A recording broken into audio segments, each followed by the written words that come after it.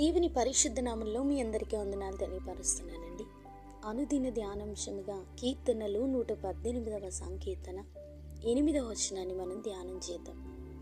మనుష్యులను నమ్ముకొనుట కంటే యెహోవాను ఆశ్రయించుట మేలు. హల్లెలూయా.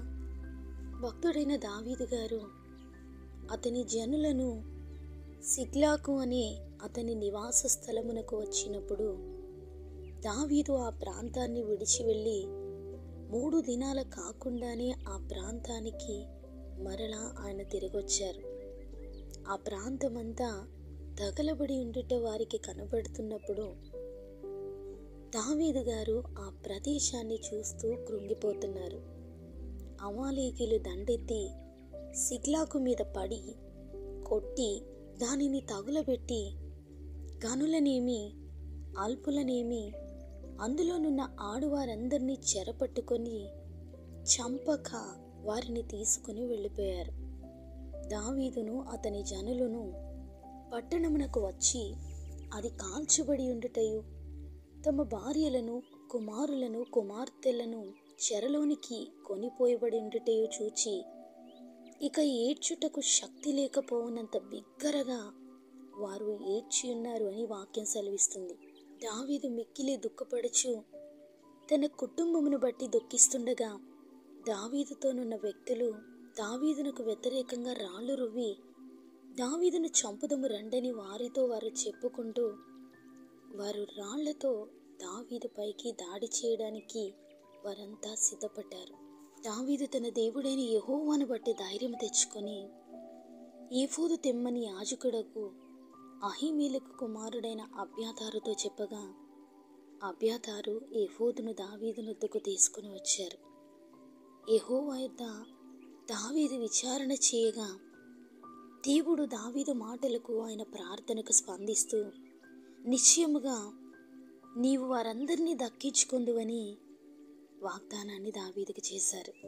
అంతేకాదు దావీదు గారు కోల్పోయిన తన కుటుంబానికి ఎలా చేరువ కావాలో, ప్రజలను ఎలా దావీదు గారు సంపాదించుకోవాలో, ఆ దుఃఖ సమయంలో ఎలా వారిని మరలా వారు పొందుకోవాలో దేవుడే దావీదునకు మార్గాన్ని సరళం చేశారు.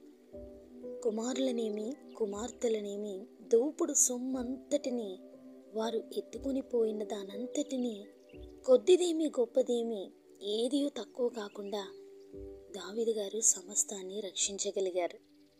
ఈలాగున దావీదు అమాలేకీయులు దోచుకొని పోయిన దానంతటిని తిరిగి తెచ్చుకొని దేవుని ద్వారా సమస్తాన్ని పొందుకున్నారు. దావీదు తనతో ఉన్న వారందరి ద్వారా ఆ భయంకరమైన శ్రమలో ఓదార్పు లేనివాడే వారి తిరుగుబాటును బట్టి మరణించే స్థితిలో నుండి దేవుడు దావీదు గారిని విడిపించారు. చుట్టూ ఉన్న సమస్యలు మనల్ని నశించిపోయినట్టుగా మనల్ని కంగారు పెడుతున్న ఆ పరిస్థితిలోనే దావీదు తన హృదయాన్ని దేవుని వైపుకు మళ్లించుకొని ప్రార్థించగలిగారు. కోల్పోయిన తన సమస్తాన్ని పొందుకున్నారు. తన అశాంతికరమైన జీవితాన్ని సమాధానముతో దేవుని యొద్ద నుండి పొందుకున్న కార్యాన్ని బట్టి దావీదు గారు బలపరచబడ్డారు. నేటి మాటలు వింటున్న మన జీవితంలో కుటుంబంలో పరిస్థితులు మనల్ని భయపెట్టేవిగా ఉన్నా, బాధ పెట్టేవిగా ఉన్నా, మన స్థితి ఇంకా బాగుపడదు అనేటువంటి నిరుత్సాహం, మనల్ని ఎవ్వరూ కూడా అర్థం చేసుకోరు అనేటువంటి భయం, ఇటువంటి పరిస్థితులైనా ఎలాంటి స్థితిగతులైనా అది దేవుడు మనకు అనుమతించినదైతే, దేవుడు నిజంగా మన యథార్థతలో మన పడుతున్నటువంటి శ్రమలను ఆయన చూసి ఆయన మనల్ని విడిచిపెట్టేవారు కాదండి. యథార్థత కలిగి పడుతున్న ప్రతి శ్రమలో కూడా ఆ దేవుని యొక్క సహాయం మనం పొందుకుంటాం. ఆ దేవుని సన్నిధి మనందరికీ తోడైండి మనల్ని నడిపించునుగాక. పరిశుద్ధుడైన దేవా, మా ప్రియ పరలోకపు తండ్రి, మీ ఘనమైన నామానికి వందనాలు. ఈ దినాన్ని ఎందరైతే ఈ ప్రాంతంలో ఏకీభవిస్తున్నారో వారందరినీ మీరు జ్ఞాపకం చేసుకునండి. దావీదు గారి జీవితంలో సిగ్లాగు అనుభవం ఒక దుఃఖకరమైనది, అది వేదనకరమైన సమస్య, అది ఎంతో బాధను కలిగించేటువంటి పరిస్థితి. అటువంటి పరిస్థితిలో నుండి దావీదు గారిని విడిపించిన దేవా, ఈ ప్రార్థనలో ఏకీభవిస్తున్న ప్రతి ఒక్కరిని నిరుత్సాహంలో నిస్సాయితలో నుండి వారిని విడిపించండి. దైవికమైనటువంటి స్వస్థతను వారికి దయచేయండి. ఎందరైతే మిమ్మును బట్టి హింసించబడుతున్నారో, నీతిని బట్టి కృంగిపోతున్నారు.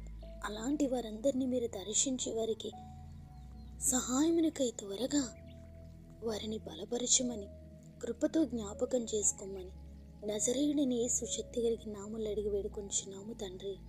ఆమేన్.